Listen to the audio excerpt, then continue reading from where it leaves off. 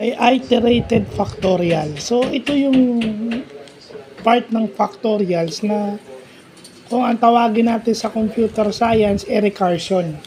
So, ito yung usually ginagawang machine problem o parang hands-on activity naming mga computer science, whether sa C, sa Turbo Pascal.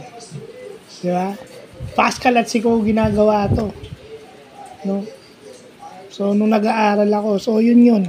May basis pala to sa math. Pag sinabi mo iterated factorial, pagdating mo sa computer science, recursion. So, ito na lang yun, iterated recursion. Kumbaga, kinuha mo na yung factorial niya,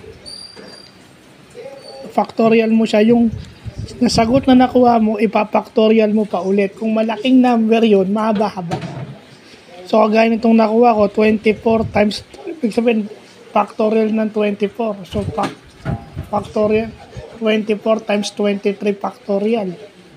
So, ang sagot, 6.2044 times 10 raised to 23. So, malaking number to. Kasi raised to 23 yung exponent eh. So, yun. Iterated factorial.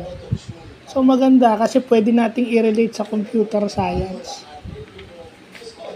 Kaya yung mga ganito is related sa computer science. So, mas magandang pag-aralan.